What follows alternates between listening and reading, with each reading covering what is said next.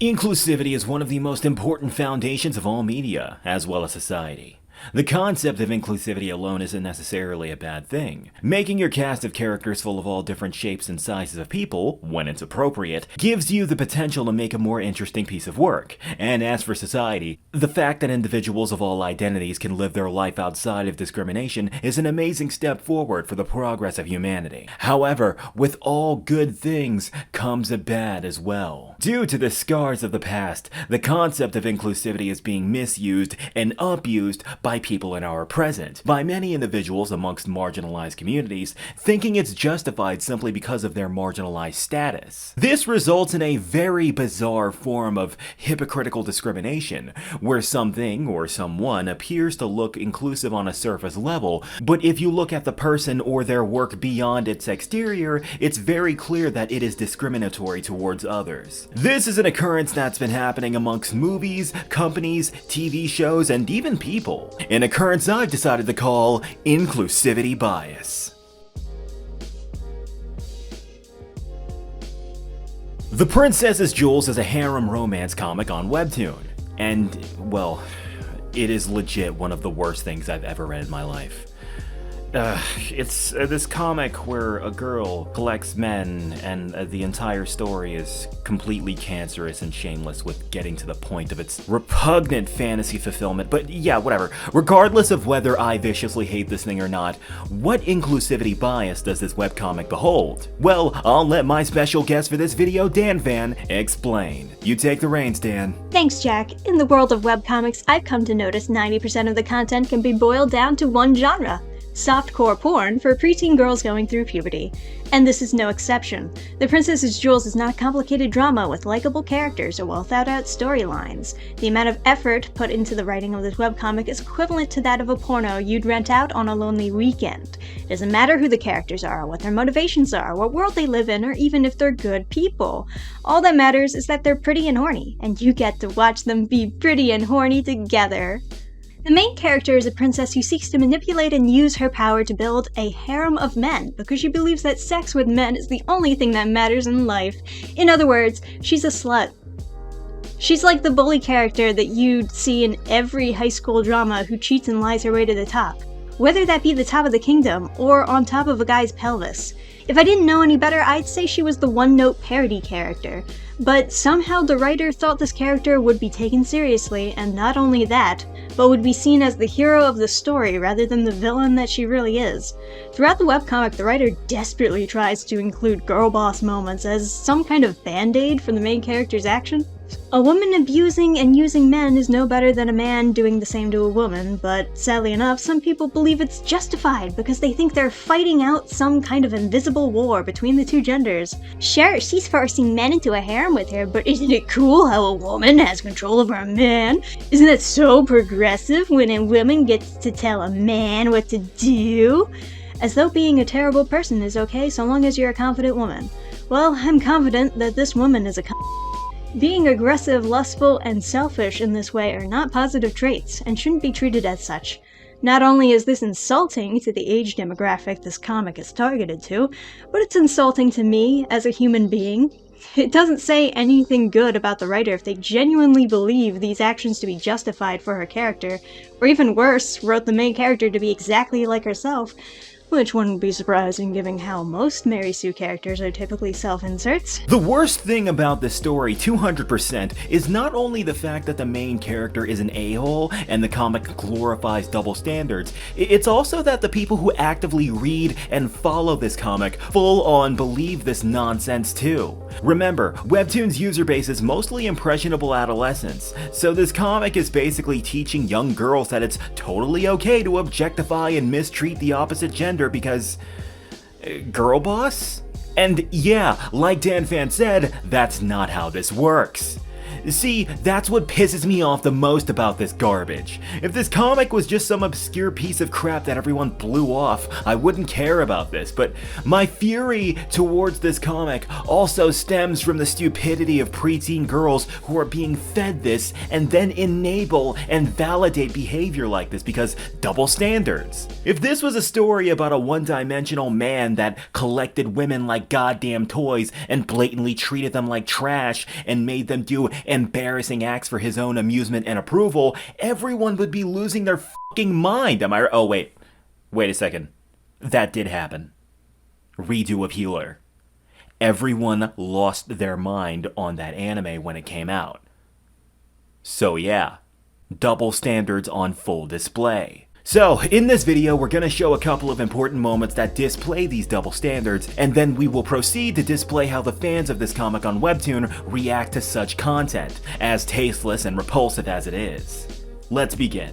Actually, wait, before we begin, I need to make something clear. I believe that this comic probably would have been at least a little bit better if it was drawn with a GAOMON 1610 pen display. The GAOMON 1610 Pen Display is a large, powerful, and portable monitor drawing tablet that you can use here and on the go. Featuring a massive 16-inch screen and a chargeless tablet pen, a fully laminated anti-glare screen, and a resolution that can reach up to 2560 by 1600, this tablet is the real deal. This pen display is specifically designed for legit professional artists in the industry, and its features on top of its extreme resolution show that. The 8 utility buttons on the side are fully modifiable via the GAOMON software application on Windows, and tilt support is integrated into the tablet as well. So with certain brushes on your art program, you can legitimately perform shading just like a real pencil by tilting the pen. My absolute favorite thing about this is that you can draw with this tablet anywhere you please. The 1610 has the ability to connect to your Android. This tablet is one of the very first art displays out there that run on a 16:10 aspect ratio for the sake of resolution intensity. I have no idea how GAOMON manages to do it, but they keep blowing away my expectations and making fantastic hardware. And this tablet comes at the very fair price of $539.99 on Amazon. So I'm hoping you guys are just as interested as I am. Shop for the GAOMON 1610 now. Okay, sponsorship block's over. Now let's actually begin. You started off, Dan. So yeah, this is the main character, Ariana. She's not only a princess of some epic, powerful kingdom, but she's also a strong, independent woman who don't need no man, unless said man in question is literally kissing her feet. She's a masterclass politician, an amazing sword fighter, and the most beautiful thing in the history of existence. With no form of exaggeration, every single human being that walks by her is just dazzled by her epicness. Even her daddy and brother can't resist her charm. FBI, open up. Her personality traits are non-existent. But her character doesn't matter. What matters is what she wants. And what she wants is hot men. In the very first chapter, word for word, she says this: "If I were to become an empress, it would be legal for me to take a second husband. It might be gritty, but I'd like to become an empress for that alone. With how many good-looking men out there, how can I live with just one? In order to do that, I'll have to strip the power away from my brothers and the nobles who don't want an empress on the throne." Once you see this image as the cover of the comic, you pretty much know exactly what you're getting yourself into. All this nonsense would immediately indicate that this girl is just a self-insert character to satiate the desires of young female readers, and furthermore, that would also immediately indicate that this is just a harmless, fantasy-fulfilling comic, and maybe that'd be fine if it wasn't so deplorable in its execution. Furthermore, these deplorable behaviors seem to be validated by the audience that consumes it. Now, boys, it would be very, very easy to jump to the conclusion that Dan and I are just taking this way too goddamn seriously. Maybe we just need to turn our brain off. After all, look at all this nonsense, the shameless transparency with its fan service and so on. It's not like the writer of this comic is taking this seriously, right? So why should we? Oh wait, what's that? She definitely is taking this seriously? The story of this comic quickly and clearly delves into the political nuance of having the female offspring of royalty be married off for the greater benefits of a kingdom. The story also has elaborate backstories regarding the men of the harem and how their family backgrounds brought them to where they are now. Oh. Well, okay, very clearly this writer is taking this garbage seriously, so why the hell shouldn't we? As Dan was saying, this main character, even by the standards of weird harem protagonists, is a piece of shit. and I want to display the worst things that she does just to get to my point. We aren't going to explain them all in detail chapter by chapter, we're just going to provide cliff notes on the actions. So here we go.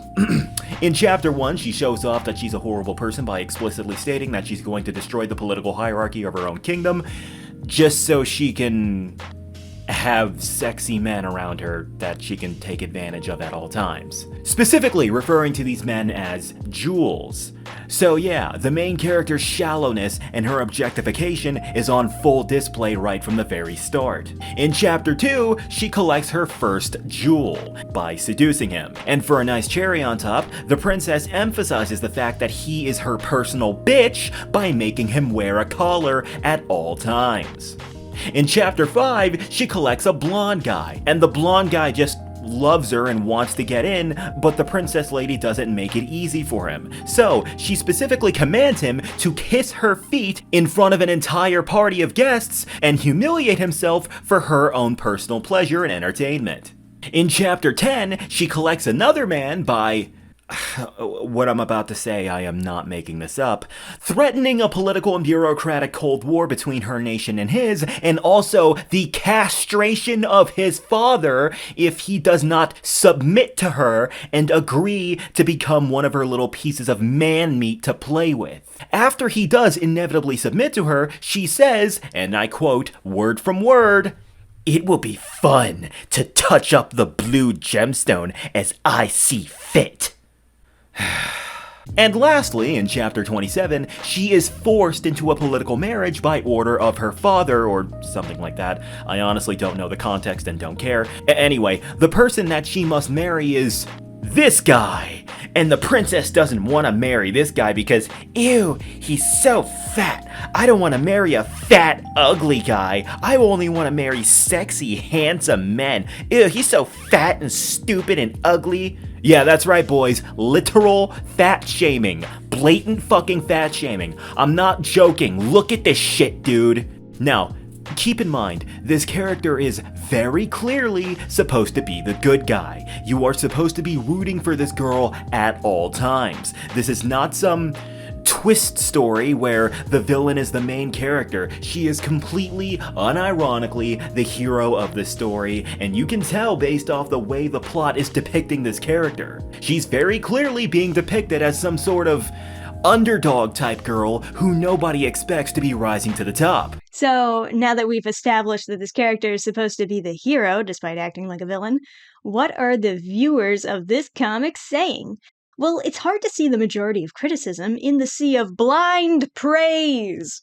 Complete tunnel vision. All they see is what they want to see, a girl boss who's strong-willed and loved by everyone.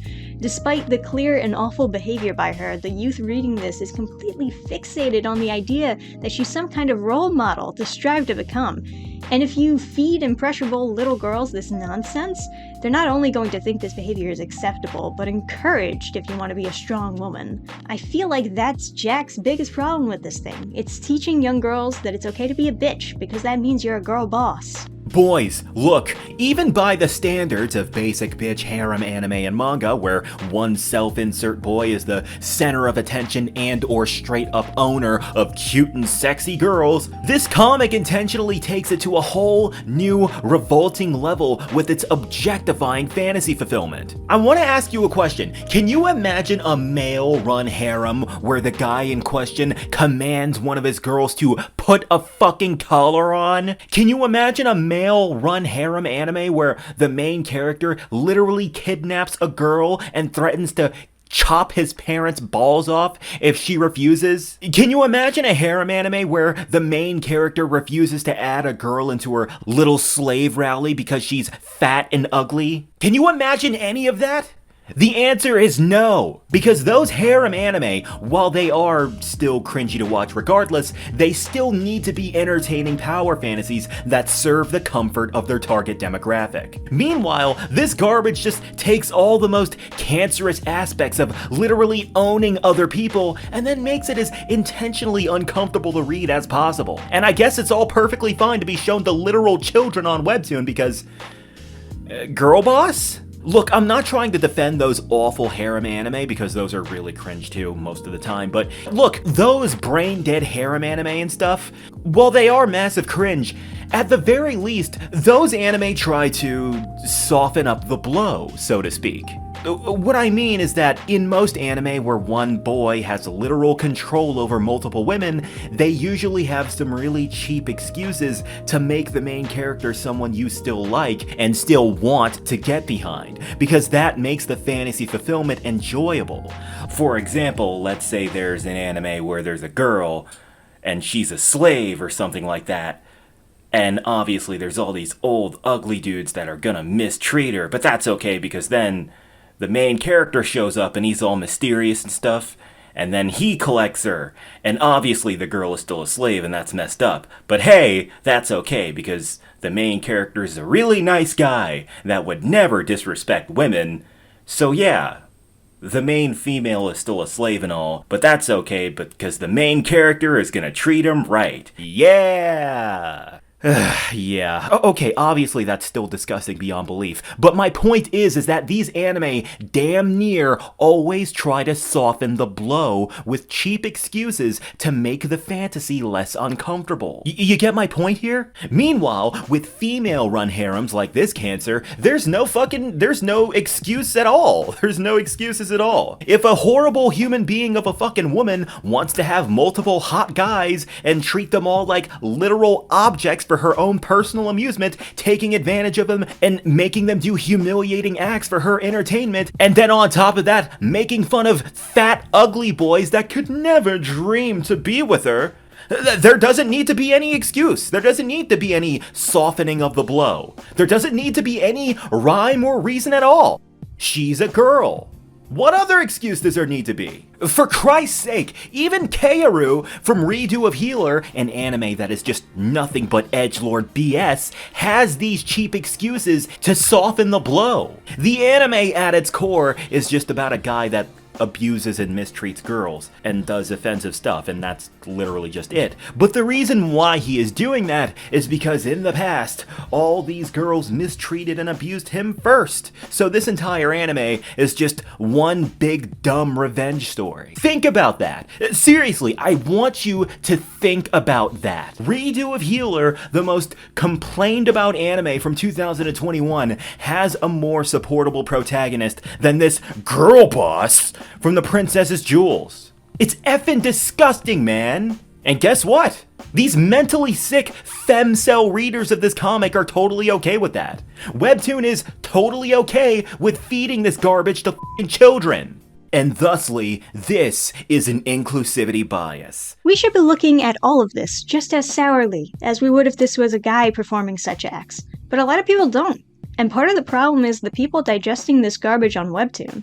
Remember folks, Webtoon's user demographic are mostly young girls, so naturally these commenters are all just ignorant. They're only interested in the bare minimum of what actually makes a story. As long as it feeds into their puberty-induced desires and has a pretty art style, they'll eat shit and say, well, at least it's not diarrhea. And yeah, speaking of art style, let's talk about that. A lot of webtoons have appropriated the same style of doing a webcomic, which typically includes hyper-detailed anime-like characters, ooh, so cool, mixed with crap. 3D backgrounds, JPEGs, stock effects, every shortcut you can imagine, you can find it right here in The Princess's Jewels. And you don't even have to look that hard. Now, of course, the artist in me empathizes with the pressure of releasing a full-color webcomic with weekly updates. Without a doubt, the webcomic method tends to include a lot of crunch, which leads to a drop of quality. But there are much better ways to save time than to just slap your 2D characters on top of a 3D model and call it a day. And what's even worse is this comic shows off the backgrounds a lot to make up for the panels they think they need but don't have time to draw the art for. So you have to look at these 3D backgrounds constantly. But it's not just the backgrounds. This comic takes it a step further by also making the shoes 3D models. Why? Just draw the outline of the... Wait, now the chess piece is a 3D model? It's not even that detailed. It's a circle and a triangle, for fuck's sake. And then there are the things she couldn't find any models for, so she improvised with super pixelated JPEGs. I feel sorry for preteen girls who think this is what a real comic looks like. If it starts getting any worse, we're gonna need to start a charity to give teenagers good reading material. And if this was a webcomic made by some randos online, I wouldn't care nearly as much, but this isn't some randos porn. This is a webcomic picked specifically to represent webtoon originals. These randos got paid for this unprofessional mess. And what this team lacked in artistic motivation, they didn't make up for in story, that's for sure. If this is what Webtoon wants to represent them, that is really damning for the professionalism of their company. Whenever there is an opportunity to cut a corner, that corner will be cut hard as possible. And not just in art style either. The story is a total mess as well, just in case you haven't noticed. And yet, this comic has an 8 out of 10 on this dumpy ass site. The primary issue is that the consumers of this stuff are all...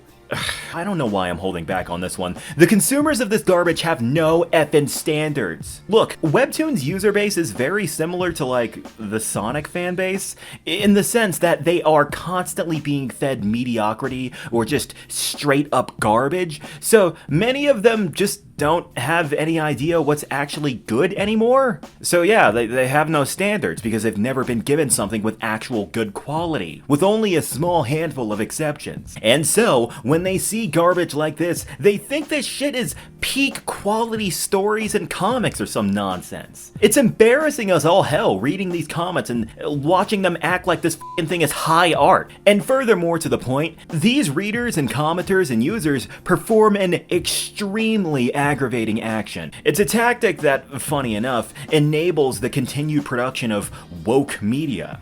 I call it inclusivity validation. And that's the worst possible thing you could do with a bad piece of media. Inclusivity validation is where an idiot imprints their own personal desires and wants onto a piece of media because they feel like that piece of media is validating their own sense of marginalization. I make it sound really big and complex, but it's really not. I'm gonna show you an example right now. Check this out. Let me show you guys 1 or 2 comments to show you an example of what I mean. I love that in this webtoon that she is a sexual being and owns that she is. She owns her power.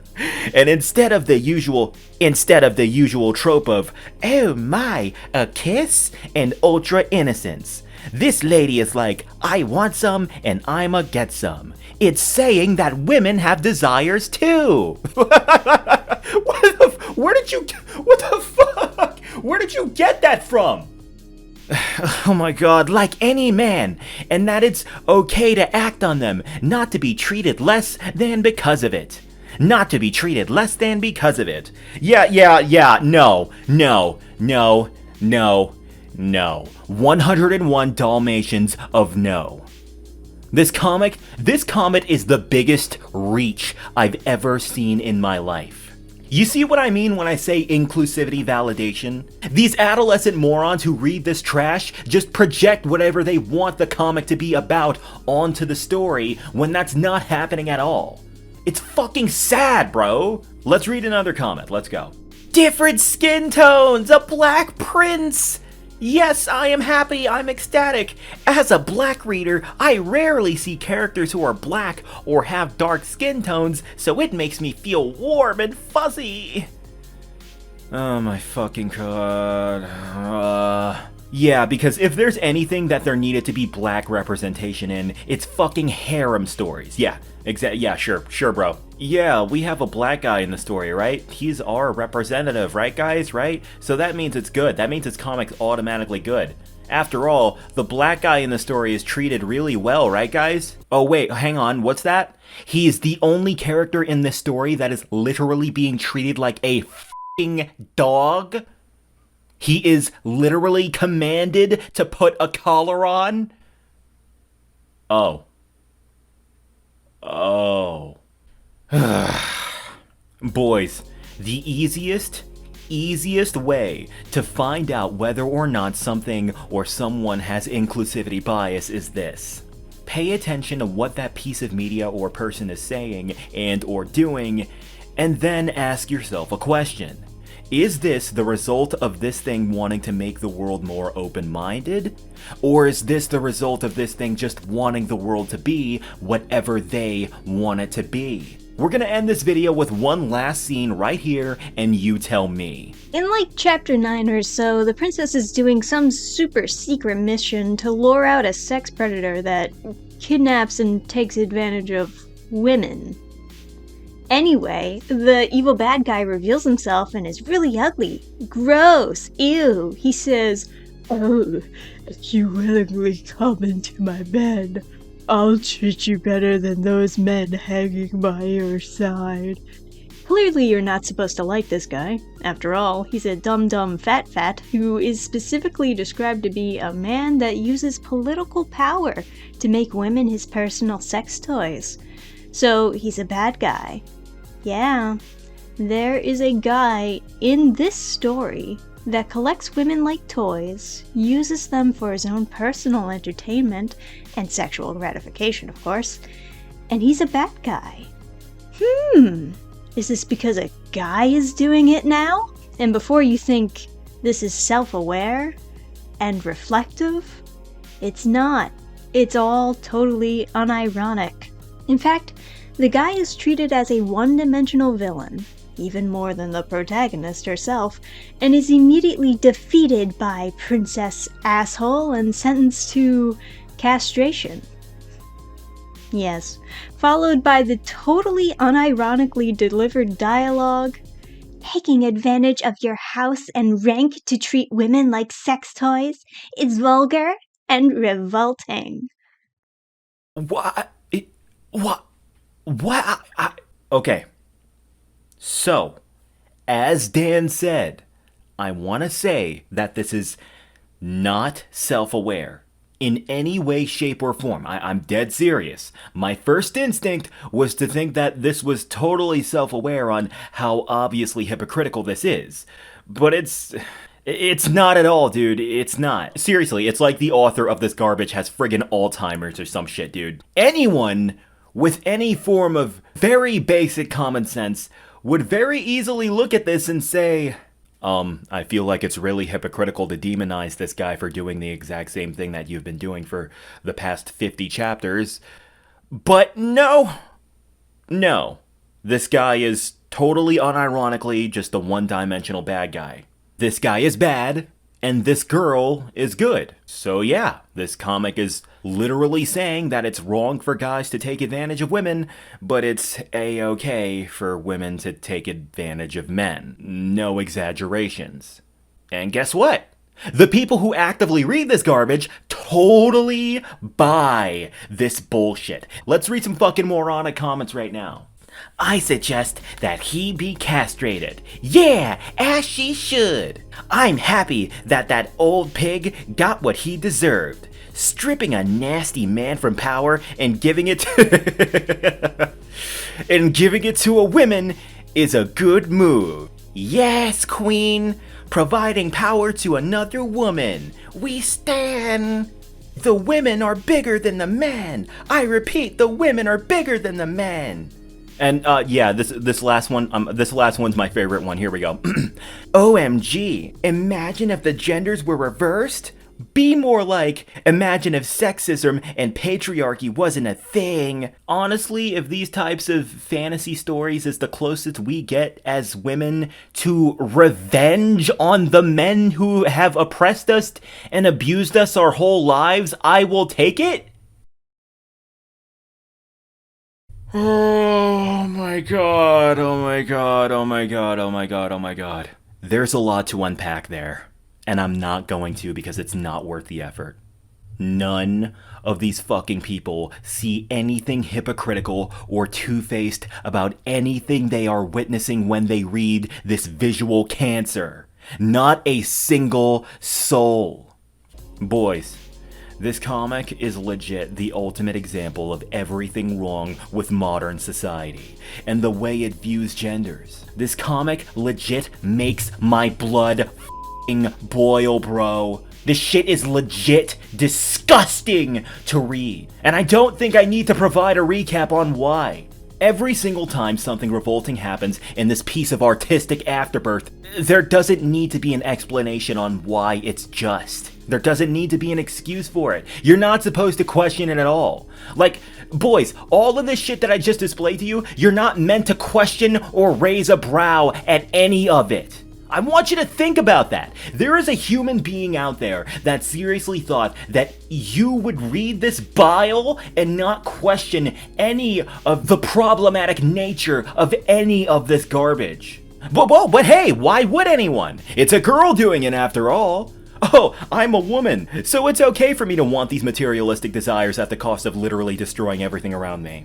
I'm a woman, so it's okay for me to have embarrassing selfish wants. I'm a woman, so that means it's okay for me to collect men and objectify them and make them do embarrassing shit for my personal entertainment. I'm a woman, so it's okay for me to be a shallow asshole. Girl boss, guys, I'm a girl boss, so I can be a piece of shit all I want. People are okay with girls mistreating men.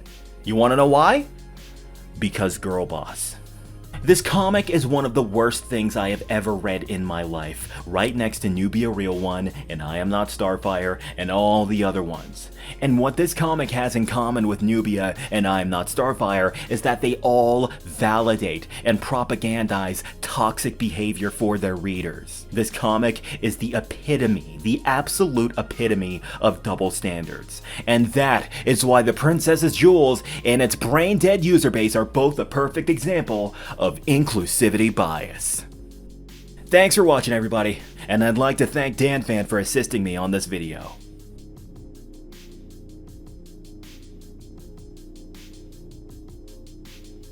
And let's not forget my fantastic fans that are supporting me on Patreon. My $10 supporters are Jack Ingoff. Very hilarious, very amusing. Duke Dragon Hearthfire the 10th. Joseph Vincent, Sar Bombaclat, Procrastinator Dave, Syndrin7, and Stormy Knight. And let's not forget our $5 supporters. Dark Damien, Dragonlight Z, Elijah Holland, Phaedra, Gigger, Jambo J, Kick Asterisk, Sping Bing Squampants, Wolfman, and Zephyr Zodiac. If you'd like to support me as well, just catch me on patreon.com/blacklightjack.